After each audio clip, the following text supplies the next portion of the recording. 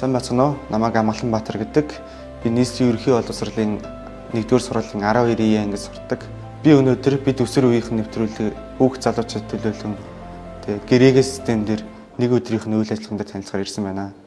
За сайн байцгаана уу? Наа хөл чулууны цэлмэг гэдэг. Би одоо МОС-ийн компьютер ухааны ангийн төгсөх курсын оюутан. Би болохоор 2023-24 оны програмчлалын үндэсний олимпиадын авраг, 23 оны Азийн програмчлалын олимпиадын мөнгөн медальтай. Одоо болохоор хуваараа технологийн стартап хийгээд явж байгаа.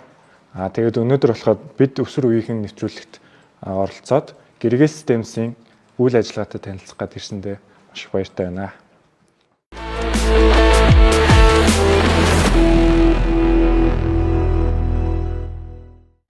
Сайн байна. Намайг болохоор Эрдэнэ Эр гэдэг гэрээ кэс компанид технологи хэрэгсэн захирлаар ажиллаж байна. Тэгээ миний хувьд бол гэрээ кэс компанийг анх суурьаас нь ахуулаад ингээд хөгжүүлэлт дээр ажиллаад ингээд хийж байгаа. Тэгээд би болохоор оюутан байхаас ахуулаад ажилласаар одоо хүртэл ингээд ажиллаж явж байгаа. Та оюутан байхдаа ажиллаж ирсэн гэж шүү дээ. Тэгэхээр яг хичээлийн хажуугаар ажиллахад танд хүндрэлтэй зүйл яг юу гарч ирсэн бэ? Хүндрэлтэй зүйл бол яг анх орж ирэхэд бол ер нь бол мэдхгүй, ерөөсөө программын талаар сайн мэдгүй. Яг оюутан байхад бол ер нь бол яг мэдлэг бол хомс байгаа шүү дээ. Тэгээд яг компанид ажилласнаар бол илүү сурч мэдэж өөрийгөө хөгжүүлэх боломжууд бол гарч ирдэг. Та ямар сургууль сурч ирсэн бэ? Ямар хичээлээр бас шилжүүлж ирсэн? Шалгалтын хувьд бол мат, физик, тэгээ монгол хэлээр бол хөгжижсэн. Тэгээ яг сургуульд бол мэдээж математикаар бол МОС-ийн сургууль ажилласан. За мат, физик гэдэг тий. Тэрнээс гаднаас монгол хэлээ бас айгүй сайн сурж байгаараа тий. Яг тэгэхээр ажил дээр гарахаараа ядгүй л нөгөө програм бичгээр ч юм уу тий. Одоо нөгөө алдаатай бичих тохиолдлууд бас их харагдаад байдаг тий, ажиглагдаад байдаг. Нөгөө талаар бол мэдээж англи хэл бас сайн сурж явах хэрэгтэй. Тэгээ програм дээр бол англи хэлний бас мэдлэгүүд айгүй чухал байж идэг. Тэгээ зөвхөн тоо бодох бол биш шүү дээ. Энд чинь бичиг баримттай холбоотой ажлууд бас их байдаг учраас. За тэгээ та хоёр манай компани дээр ирээд бас манай ажилтай нэг өдөр ингээд танилцах болж байгаад бас таатай байна. Тэгээ бид нар бол дуртай та хоёртаас ингээд ажиллаа танилцуулаа тий. Та хоёроос асуух зүйлүүдээ бол чөлөөтэй асуугаад ингээд явж байна. Тэгээ хэдүүлээ манай компанитай танилцаад үйл ажиллагаатай танилцаад. За.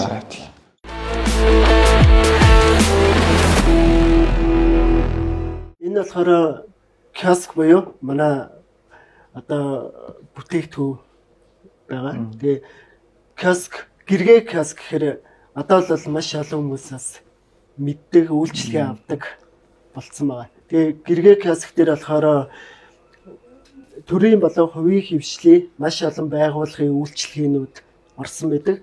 За одоо эндээс үзэх юм бол хурдан буюу төрийн бүх лавлгаа тодорхойлт. Одоо түүц машинаас гардаг бүх лавлгаа тодорхойлтууд одоо эндээс гарч болж байгаа. Тэгэхээр энэний болохоор програм бол ер нь бүр 10 жилийн өмнөөс эхэлж ирсэн. Тэгээд тэр одоо програмын хувьд бол суур систем гэдэг нь аягүй чухал хийдэг. Тэр нь бол одоо барилгаар бол нөгөө хондаам суурьш тий. Хүний нүдэнд харагддаггүй мөртлөө маш их чухал үүрэгтэй байдаг шиг бид нар энэ системийн суурийг бол бүр олон жил хөгжүүлж ирээд одоо л хороо хэрэглэгчид ингээд бас үр шимийн хүртээд ингээд явж байгаа. 10 жилийн өмнө хөгжүүлж эхэлсэн гэж шүү дээ. Тэнгүүт одоо хизээ олон нийтэд хүрсэн бэ? Анхны production бүтээгдэхүүн маань хизээ гарсан бол яг олон нийтэд хурж ирсэн бол одоо киоск компани байгуулагдаад ингээд одоогоос 6-7 жилийн өмнө ч ингээд бас хүмүүст хүрээд тэгээд ингээд тэрнээс хойш ингээд одоо өсөөд явж байгаа гэсэн. Тэр дэлгэцэн дээр байгаа зүйл юу юм бол?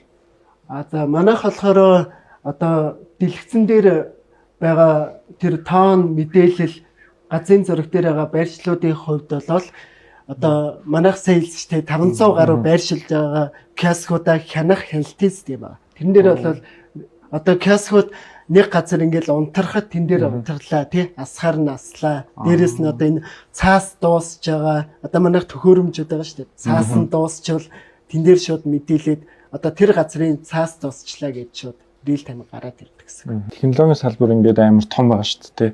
Тэнгүүд одоо веб хөгжүүлэлт, утасны аппликейшн хөгжүүлэлт юм уу. Тэнгүүд одоо танах энэ дээрээ ямар технологи ашигласан бэ ч юм уу те. Ямар програмчлалын хэл дээр За илүү тулгуурсан бэ? бид нар энийг янз бүрийн байдлаар хийж үзсэн. Одоо ихэвчлэн гадуур бол веб суурьтай ингээд төхөөрөмжүүд ажиллуулж идэг. Гэхдээ бид нар ч гэсэн ер нь тэгэж ажиллуулж исэн. Хамгийн гол нь тэрний хувьд бол найдвартай байдал, хурдан байдал тэр тусмаа хамгийн гол зүйл нь бол бидний ажилтдаг зүйл бол төхөөрөмжүүд идэг. Одоо энэ юу пимпадын төхөөрөмж те принтер за тэгээ цаашлаад энэ одоо энэ болохоо иргэний өнөглөх уншдаг. Одоо нөгөө 5 гарын үсэг гэдэг байгаа ш те. Тэгэхээр энд ингээд иргэний өнөглөхөө уншлаа 5 гарын үсгээ авах боломжтой ингээд хөгжүүлэлт үзүүлж байгаа. Тэгэхээр энэ бүх төхөөрөмжүүдтэй харилцах суурь нь болохоор одоо C дээр бичигдсэн байдаг тий C++ цаашлаад C# гэдэг технологи дээр явдаг учраас бид нар энэ яг classic дээрх програм болвол яг тэр хэл дээрээ тулгуурлаж хийдэг гэсэн. Тэгээ манай болол одоо энэ бол харагдж байгаа зөвхөн нэг интерфейс зорчиж байгаа зүйл биш. Энэний цаанаа бүхэл бүтэн ингээд одоо багууд байгаа. Одоо IT-ийн бүх багууд бол манайд бүрэлдээд явж байгаа. Одоо дид бүтэц буюу энэний сервер те тэрний аюулгүй байдал, цаашлаа бэкэнд, фронтенд гэдэг ингээд хөгжүүлэлтүүдийг тос бүрдээ хариуцаад. Тэгээ олон хүний хүч хөдөлмөр нийлээд нэг бүтээгдэхүүн гэж хүмүүст хүрж идэг гэсэн. Түрүүн ярьсан шүү дээ нэг веб хөгжүүлэлт, аппликейшн хөгжүүлэлт гээд.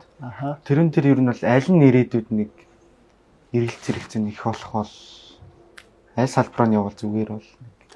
За хүний хамгийн гол нь технологи ямар байдлаар гарч ирдэг вэ гэхээр одоо инновац буюу хүний ажлыг хөнгөвчлөх гэдэг байгаа шүү дээ. Тэгэхээр технологи бол аль салбар нь илүүвэ биш. Яг инновац яаж шингэж чадчихээн, яаж хүний ажлыг хөнгөвчлж чадчихээн, илүү хялбар байдлаар хүмүүст мэдээллийг яаж хүргэж чадчихээн гэдэг лөө ингээд түлхүү явж идэг гэсэн. IT инженер болоход бид ямар чиглэлээр юун дээр түлхүү анхаарах бэлдэх вэ те? Хичээлдээ юу яэш мэштэй анхаарах уу? Скол код бичгээ одоо эртнээс арай урьдчилаад бэлдсэн дээр үү? Тэр талаар нэг зөвлөгөө өгөөч. IT гэхэр чи ерөнхий ойлголт байхгүй. Тэгэхээр зөвхөн IT ш IT дотор маш олон салбар одоо салбаруудтай тий одоо аюулгүй байдал эсвэл яг цэвэр програм бичих тий эсвэл түрүү ярьжсэн дид бүтэц аюулгүй байдал цаашлаад систем анализ гэдэг ингээд маш олон салбарууд байгаа. Тэгэхээр тэр болгоноос яг өөртөө тохирохоо эхлээд ингээд таньж мэдэх хэрэгтэй. IT мэргэжил чи өөрөө ингээд яг бодож ер нь бол програмынхаа ихэнх процесс нөгөө талхай дотор нь явж идэг. Тэгээ бодож ядаад хариу нь гарахаараа тэрийг програм болгож бичдэг. Тэгэхээр ингээд маш их төвлөрч суух хэрэгтэй. Тэгэхэд төвлөрч сууж чадгүй ингээл хүмүүстэй яриад ингээд ажил амжуулах хүн болвол яг програмст болцохороо ингээд амжилт гаргахад хэцүү одоо ер нь бол төвхтэй л үүсчихдэг. Тэгтэл хэрвээ тиймээ мэдх юм бол магадгүй IT дотроо бас ингээд тий байгууллагатай харилцах төрлийн ажлууд бас байгаа шүү дээ. Ингээ 3 дахь талтай харилцах гэхээр IT нар чи тий хүмүүстэй ярихтаас ингээд хүмүүс их хөвчлээ ярьдаг шүү дээ. IT нар их дараах уу тий нэг үг дуу цөөтөө гэж ярьдаг тий. Тэр нь юунаас нь болоод юм гэх юм мэдээж хүний зан чанараас болоод байгаа байхгүй. Тэр IT мэргэжлэн хүнийг тийм болгоод байгаа биш. Хүний өөрийнх нь зан чанар нь тийм байдаг гэсэн. Тэгэхээр IT хүнд бол ихэвчлэн тийм нөгөө уг цөөтэй ингээд амар их боддог хүмүүс их тохироод идэг гэсэн. Тийм хүмүүс цаашлаад IT мэргэжлэлээр илүү их амжилт гаргаад ингээд явах боломжууд үүсэж идэг. Надад нэг асуулт аваад ирлээ. Та одоо ингээд технологиг интернетээр ингээд сурахад ер нь гайгүй болсон шүү дээ. Тэгэж сурж байгаа хүмүүс зөндөө байгаа. Тэнгүүтээ нөгөө их сургуулаар яадын гэдэг асуулт одоо ингээд баг 10 жилийн хүүхдүүд өөртөө айгүй их тэгж ярьдаг болцсон л шүү дээ. Тэгээ тэрэн дээр та их сургууль явах нь одоо ямар ашиг тустай ч юм уу те. Давуу тал нь яг юу гэж боддог вэ? Мэргэжил дээр бол ядгүй л байдаг шүү дээ. Программист гэж байдгүй. Програм хангамжийн инженер гэдэг. Би бол програм хангамжийн инженер гэдэг гэсэн чинь. Инженер хүмүүс их чухал байгаа. барилгаар авч үзэх юм бол хинч байшин барьж чадна шүү. Ингээд нэг овоохоо босгох боломжтой тий. Гэтэ 10 20 давхар барилга барихын тулд тэнд инженер хэрэг болдог. Тэр шиг IT дээр зүгээр нэг жижиг програм бичих эсвэл бүр юм том систем хөгжүүлэхэд бол систем дээр ялчгүй инженерийн ухаан чухал гэдэг гэсэн. Тэр утгаараа бол юу ихтэй сургуулиудад сурч тэр инженерийн ухаанаа олж авах нь бол чухал байх гэж бодож байна.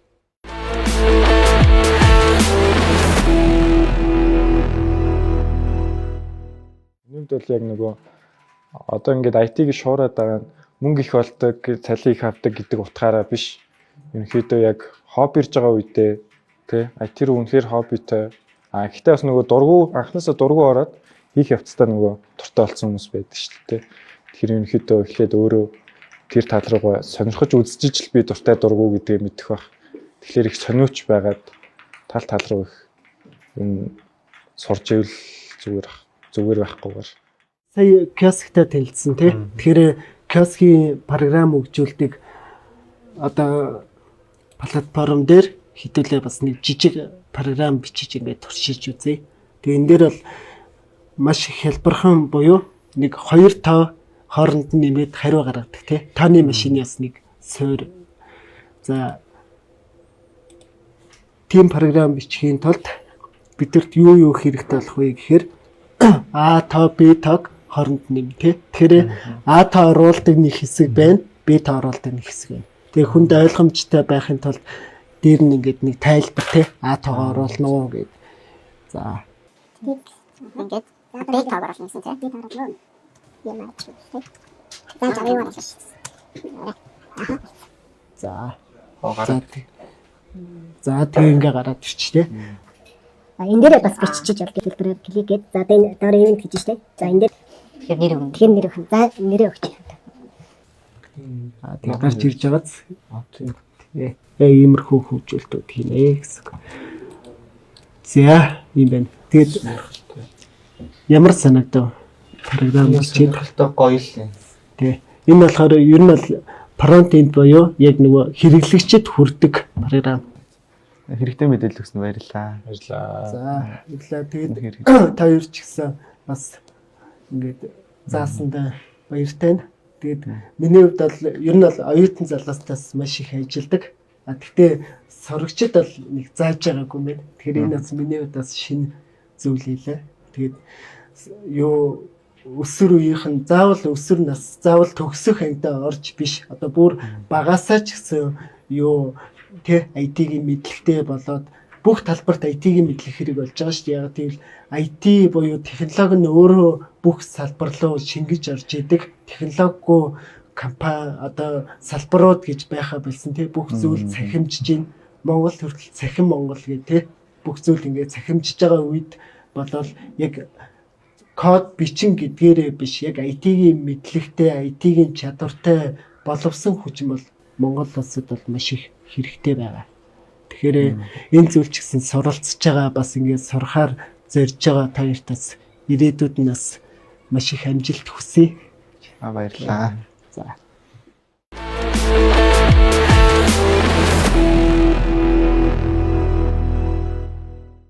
Яг одоо ингээл суур ойлголтууд гээд бүр ингээл low level-ээс эхэлж байгаа шүү дээ. Машин код гэх мэтлэн тэнцэнээсээ C байдаг ч юм уу те. Тэнгүүтээ мэдээллийн аюулгүй байдлын бас нэг жоохон мэдлэг те. Тэгээ сервер зохион байгуулалтын бас нэг жоохон мэдлэг ч юм. Ерөнхийдөө тэр IT-ийн чиглэл болгоноос нэг суур ойлголтуудаа хэсэг хэсгээр нь ойлгоцсон үед бол би энэ чиглэл рүү илүү явмаар байна гэх гүнзгийрэлээ судлал зүгээр санагдтыг миний одоо 4-р курсын оюутан миний хувьд.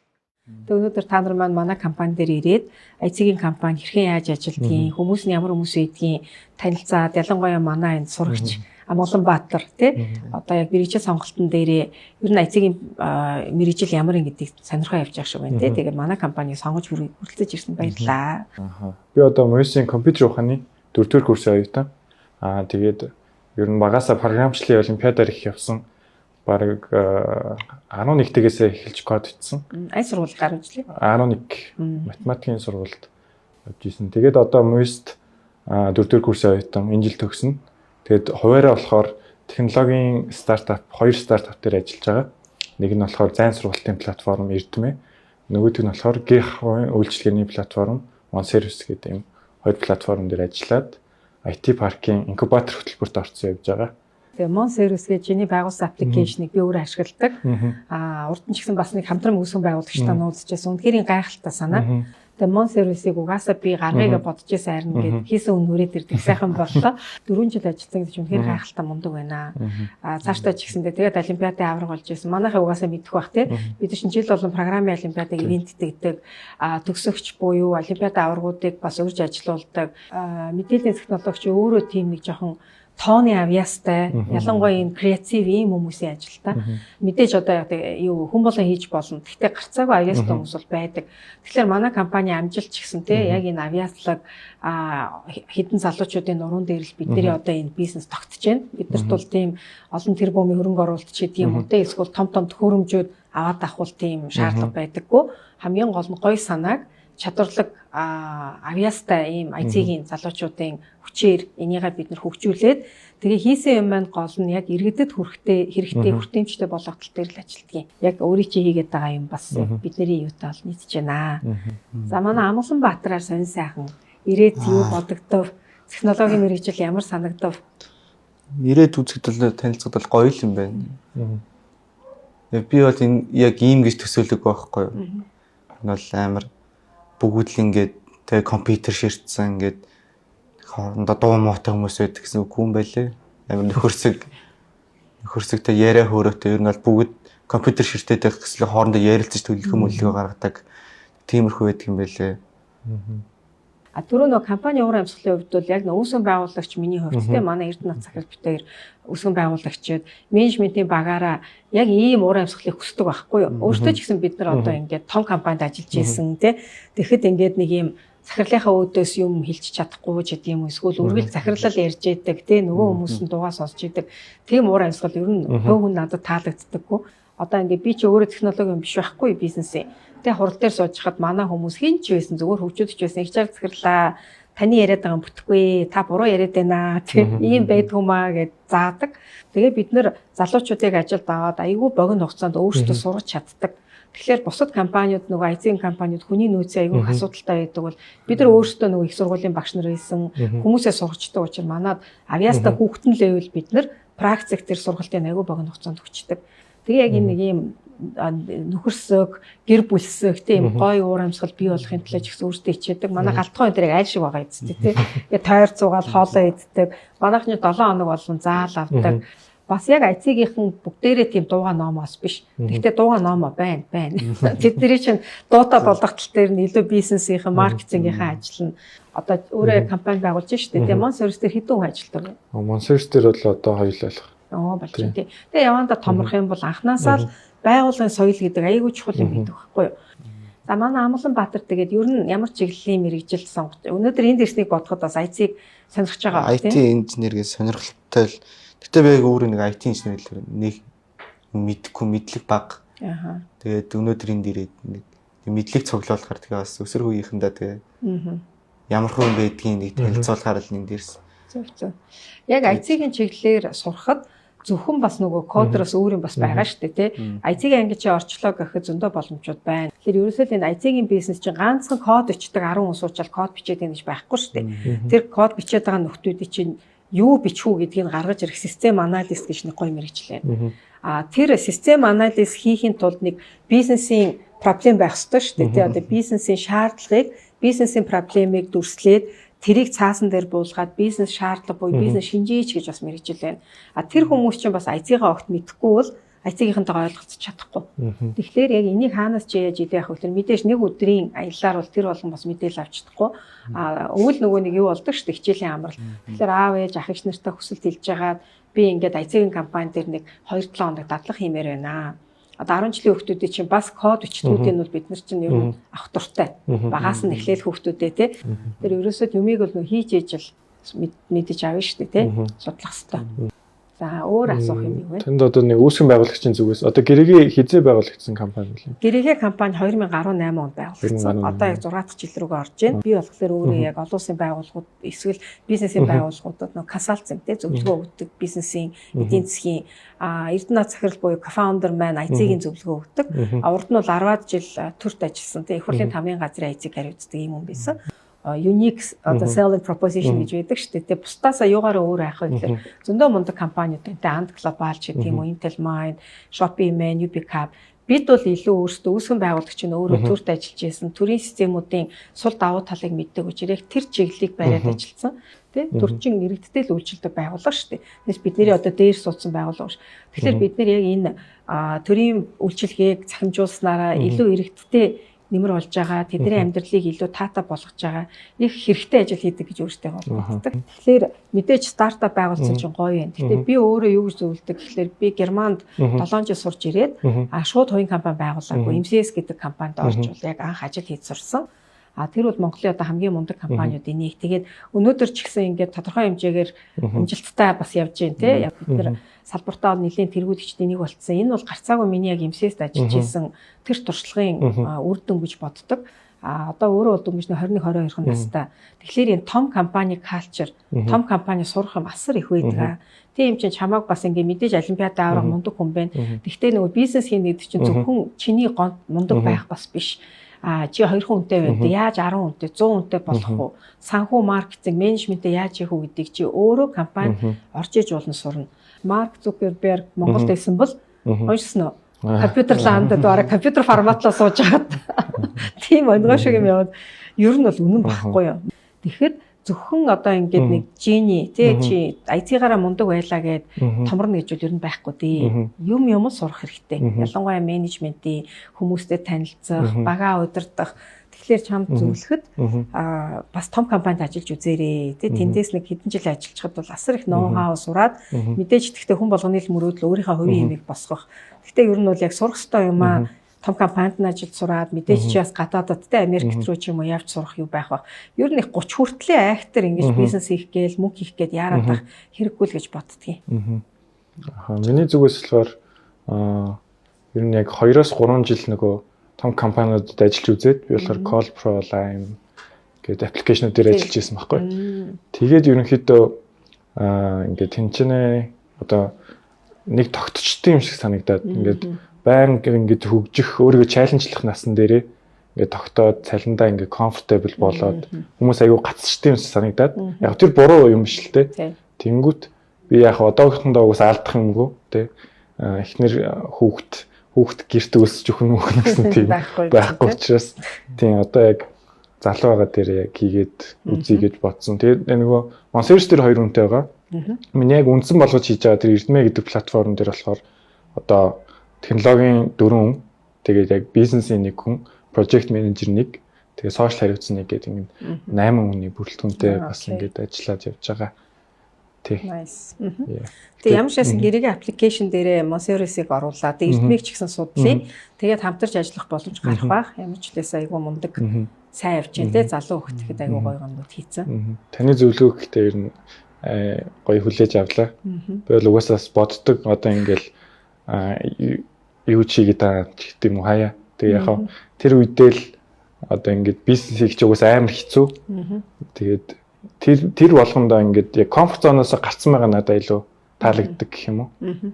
Цаашдаа бид нар яагаад бас энэ нэвтрүүлэгт оролцохыг те сонирхсан гэхлээр манай компани ер нь бол аль болох нөх хүүхд залуучуудыг дэмжих чиглэлээр бол ажилладаг. Тэгээд түрүү хэлсэн те Монгол улсын программын олимпиадын 2 олимпиад байдаг те. Юуны оюутнуудын дунд, багуудын дунд, яг оюутнуудын дунд аль алинд бид нар одоо сүүлийн бараг 5 жил үүсгэн байгуулагдсан цагаас эхлээл яагаад ивент тэх болсон гэхлээр Эрдэнэ захирал маань өөрөө яг энэ олимпиадыг зохион байгуулдаг хүн байсан. Тэгээ яг энэ уур амьсгалтай айгуу дуртай, дээрээс нь олимпиадын бодлогоодыг те хамтарч ажиллаж байсан багш нар нь гаргадаг.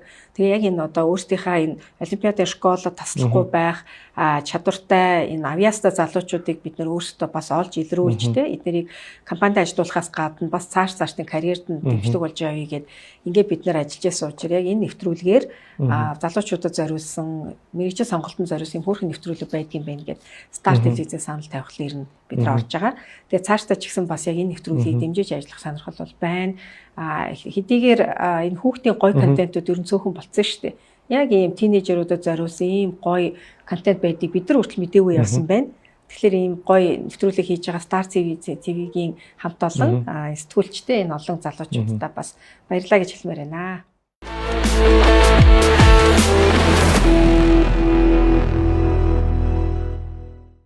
Би эхлээд түрүүн манай захирал хэлснээр энэ бол зан ааш ингээд чухал гэсэн.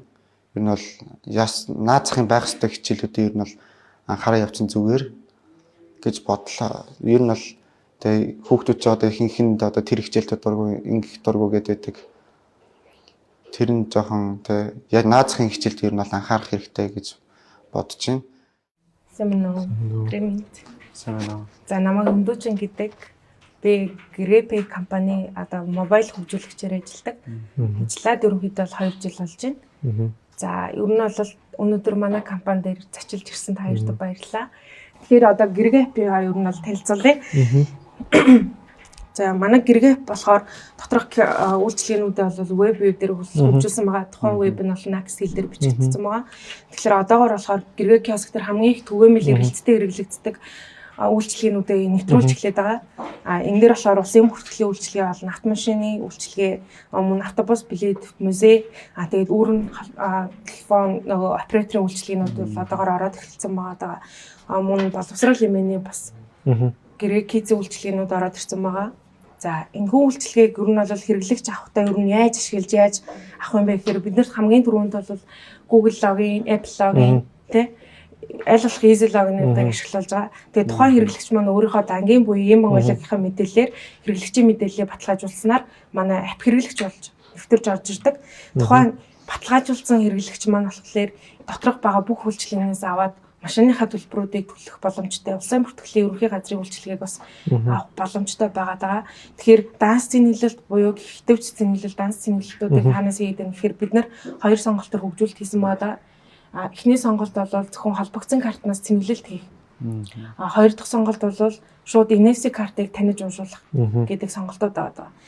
Бид нар карт холболтын хэсэг дээр жишээлх юм бол нөгөө болж өгвөл нөгөө одоо ихэнх аппликейшнууд бол гараар бүртгэх эсвэл камер ашиглах гэж бодож шүү дээ. Android утасны болохоор бид нар NFC тагаар нь ашиглаж байгаа гэсэн үг. Тухайн картыг NFC одоо ингэж унших гэдэг зэсийнээс агаад за мобайл app дээр нөгөө картаа таниулж уншуулад тэгээ тухайн картын мэдээллийг таньчлаа шүү дээ. Тэнгүүд CVV буюу баталгаажуулах код оруулснаар карта амжилтаагаар холбох юм л да. Ингэж холбогдсон карт нь маань болохоор гэргээ app дээр байгаа аль ч үйлчлэгээнд төлбөрийн шийдэл болж орж чадна гэж үзэж байгаа. Бидний цаашдын зорилго бол хэлбэр бөгөөд үндэсний том платформ болох зорилготой байгаа. Тэгэхээр энэхүү компанид ер нь бол би ч гэсэн одоо ингээд залуу хөгжүүлэгчийн хувьд ажилласнараа ажлын байрны маш олон туршлага болно. Монгол дахь зах зээлд яг юу хэрэгцээтэй байгаад байгааг яг илүү ямар үйлдэлүүдийг хөнгөвчлөх боломжтой ер нь бол харах нөхцөл байдал маань илүү нэмэгдээд байгаа юм л да. За тэнгууд надад нэг асуулт байна л да. Одоо эдгээр веб viewer орж байгаа гэсэн шүү дээ. Одоо энэ чинээс одоо Flutter app оруулахад шууд бэлэн байгаа юу? Эсвэл жоохон ажиллагаатай юу? Ер нь яг бэлтгэсэн байгаа юу? Тийм болно. Бид нар болохоор доторх үйлчлэгнүүд дээр бол аль ч үйлчлэгэн дээр нэг веб сервер дээрээ деплойж байгаа шүү дээ. Тухайн серверийн урал буюу хандах эрхээр нь бол өөрсдөө токены дамжуулалт байдлаар үйлчлэгээ дамжуулж оруулж нэвтрүүлдэг гэж ойлгож байна. Authorization entry болохоор шууд апнаас явчихна гэсэн үг. Нэвтэрсэн хэрэглэгч өөрөө мэдээлэл баталгаажуулсан хэрэглэгч. Тэгээ манай нөгөө продактын гол давуу тал нь болохоор аппасаа хандсан хэрэглэгч бол аппасаа нэвтэрч орсон хэрэглэгч авах гэдэг шүү дээ. Дангаараа эдгээр веб зөвхөн app дээр веб аппаар ашигладаг бол дангаараа одоо яг бүтэн client web болж ашиглагддаг гэсэн үг. Вебээс ч гэсэн үйлчлэгээ авах боломжтой. Тийм. Бидний цаашдаа хараад бол өөр хэрэглэлтэд хэрэгцээтэй иргэдийн ажлыг хөнгөвчлсөн төлбөрийн хэлбэр шийдэлтэй бүтээгдэхүүнүүдийг улам нэмсээр бах болно гэдэг зорилготой байгаа. Та хоёрт манай апп ямар хөө санагдчих? Юу нь бол хэрэгтэй санагдчих. Тэнгүүд одоо ерөнхийдөө ийм аппнууд зөндөө гараад байгаа шүү дээ. Одоо яг их олон үйлдэлүүд оруулах хэрэгтэй шаардлагууд бол зөндөө байгаа хтэй энэ дэр. Тэгээ манай аппын яг бас давуу тал нь юу гэдэг байгаа вэ гэхээр улсын бүртгэлийн ерөнхий газар дээр цаасан баримтыг илүү зөвшөөрдөг. Гэтээ манайх аппаасаа ингээд ерөнхийдөө бол үйлчлэгээ авлаа. Тухайн аппын одоо нөгөө QR код гэж гарч ирж байгаа. Тэр QR кодыг өөрт ойр барилах киоск дээр очиод уншуулгаад цаасан баримтыг авах боломжтой байгаад байгаа. Иймэрхүү давуу талтай байхгүй.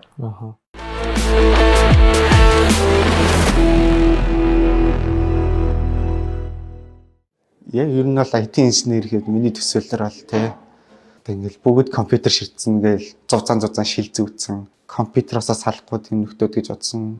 Харин энд ирээд ах инженерийн ажилдаа танилцсан чинь гүн бэлээ. Ер нь бол нөхөрсөг яриа хөөрөөтэй тийм ах инженер байдаг юм бэлээ. Энэ бол төсөөснөөс өөрөөс оюутахаас нэг асуулт байна л та. Та энэ IT инженер гэдэг мэргэжлийг ер нь сонгоод хизээ сонгосон бэ? Хүмүүс ингээд сонирхолгүй гэж орчдөг ш. Яг сонирхож байгаа юм олж чаддгүй. Би болохоор өөрийгөө жоохон азтай гэж боддог байхгүй. Багасаа ингээд ер нь ингээд сонирхоод эхэлсэн. Тэр болохоор ер нь айгүй том азл гэж боддог. Тэгэхээр би яг 11 12 тагоосоо ерөнхийдөө компьютер дуртай. Тийм компьютер дуртай. Ер нь бол анх зүгээр эхлэхдээ яаж ингээд юм хак хийдэм бол гэж хэлжсэн л та. Тэгэл мэдээлэл зөө програмчлалын олимпиадууд гэж байд юм байна гэж тийшээгээ өөрөө судлаад тэгэж ер нь гэртэн IT-ийн чиглэлийн хүн байгаа юу? Аав ээж ах гэж. Тэгвэл бас их сонирхолтой. Тэгж эхэлчихсэн да. Та Ешийн талаар яриач одоо Еш ямар хичээлээр өгч ийсэн бэ? Тэгэл одоо Еш өгөх гэж байгаа. Тийм би яасан юм аа. 10 жилийнхаа сүүлийн 3 жил хичээлээсээ чөлөөлөгдөд суугаагүй. Зөвхөн маттаа суудаг гэсэн байхгүй. Мат физиктэй. Яаж чандаг. Яг нөгөө яг ирээдүйнхээ юг тооцсон. Тэгээ би сургуультаа ингээд хүсэлт гаргаад болт юм уу тий? Тэгж чөлөө авч ийсэн. Яг зөвхөн ингээд чухал хичээлүүдэд заавал суух хэрэгтэй гэж сургуулиас хариу өгөөд тэгээ би чухал хичээлүүдэд суугаад явдаг байсан. Яшээ мат англи хэлээр өгсөн. Хоёулын дээр нь 760 780 авсан баха.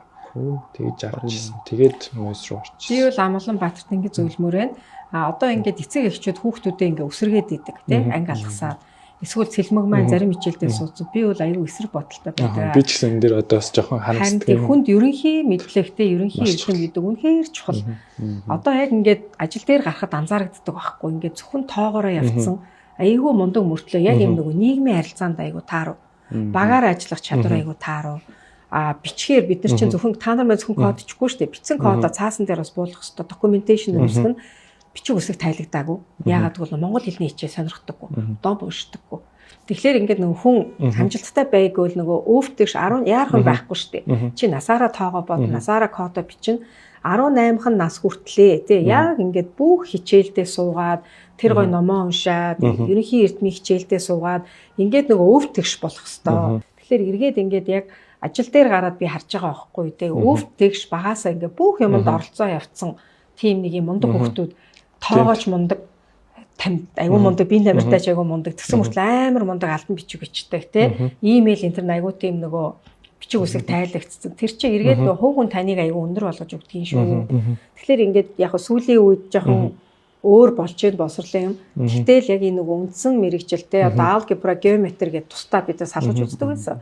Эргээд бодоход ингээ яг өнөөдөр тэр нөгөө косинус тангенс хэд хэрэгтэй ингэж асуулт хүмүүс тавиадах шүү гэлээ хэрэгтэй л ахгүй яг ингээд косинус хэмжээ явахгүй ч гэсэн тэр хүний чинь нөгөө толгой тэгээ яг хөгжиж байгаа уураг тарих хөгжихэд энэ үдсэн юмнууд чинь нэмэр болоод өнөөдрийн их чаргалыг бүтээж гэн өнөөдрийн Амгалан скул 10 жилийн дараах айгүй мундаг Амгалан Баатарыг бүтээх учир аль болох бүх юм үзэрээ. Нэг мэрэгчлээ сонгосон байсан ч гэсэн бусад юмаа бас хаяхгүй ер нь өвтгш байх нь аюул чухал гэж боддог шүү дээ. За тэгвэл баярлалаа тий хоёр залууга манай компанид хүрэлцэж ирж бид нартэй танилцсан тий баярлалаа. Тэгээд та хоёр бас яг энэ үзэж байгаа залуучуудтай хандаад өөрсдийнхээ зүгээс хэлэх зүйлээ бас хэлээд төгсгөчээ тий. За бид хоёрыг бас ингэж хүлээж авч ярилцаж зөвлөгөө өгсөн баярлалаа. Баярлалаа. За та бүхэнд баярлалаа. Тэгээд амжилт хүсье. Эргээд дуулзъя. Дадлах хийхээр бол хэлээрээ. Тэгээд нэгдээ манай компани дээр ирсэн юм чи бид нар бас тодорхой хэмжээгээр яг сонголт чинь нэг хүүхдэд ч гэсэн нэмэр болоод бас цаашаа үргэлжлүүлээ чам дээр туслаад дэмжиж явах удаа бэлэн байна. Баярлалаа. Тэгээд ер нь бол энэ нэвтрүүлэгт орсон сэтгэл бол үнэхээр гоё. Би энэ бол өмнө нь ингэж хүмүүнээс тэ IT инженерийн талаар ингэж асууж зөвлөгөө авч байгаагүй. Тэгээ одоо бүр ингэж мэддэг бүр компаниар нэрэд бүр ингэж тэ авсан даа үнэхээр баярлж байгаа. Тэгээ манай оюутаах манаас байна.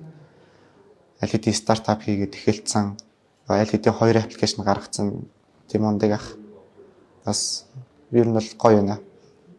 Баярлалаа. За өнөөдөр ингээд бид өсвөр үеийн нэвтрүүлэгт оролцож гэрээгээ системсээ офсоор зочлоо. Тэгээд анхаарал хандуулсан та бүхэндээ баярлалаа. Тэгээд бүгд ямар нэг юм сурч ойлгож авсан байхаа гэж найдаж байна. Өсвөр үеийнхэндээ хэлэхэд ер нь тэгээд сониуч байгаарэ гэж л хэлье да.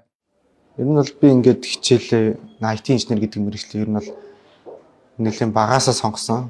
Яг ингээд компьютерээр оролдож үзээд энэ таалагдчих юм аа гэж бичлэг үзээд таалагдчихна гэж би яг өөрийнхөө хоббигоор сонгосон. Энэ бол ингээд бусад төгсөд хандаж хэлэхэд бол тэрэн зүгээр юм шиг үлээ. Гэт яг юунд сонирхолтой нь яг ямар юм хийхээр найраа жоохон гоё санагддаг. Тэрнээс бол их цалинтай байдаг юм билээ те. Ажлын байрны эрэлт их гээд тэгж мэрэгчлээ сонгоод дими байх. Энэ бол мэрэгжил бүхэн сайхан гээд тэгдэг те. Энэ бол тэгжил хэлмээр ер нь бол хоббигоороо ер нь бол ээж аав яг үнэхээр ингээд албан шаардлагаар ингээд тийм бол ийм бол гэж хэлдэг хүмүүс эцэг эхчүүд байдаг л та. Гэхдээ тэрүүнтэйгээ ингээд хослуулаад өөрийнхөө хоббиг ч гэсэн ингээд дагаад явчих болно шүү л гэж хэлмээр байна. Мэдээллийн технологийн салбарт дурлах шалтгаан, эзэмших ноу-хау, суурь боловсролын цар хүрээ хэр чухал болохыг нийгэмд хөл тавьж байгаа өсвөр үеийн залуучуудаа зориулсан энэхүү нэвтрүүлгээрээ үзэгч та бүхэнд хүргэлээ. Ингээд дараагийн кул дугаартаа иргэн уулзтлаа. Түр баяртай.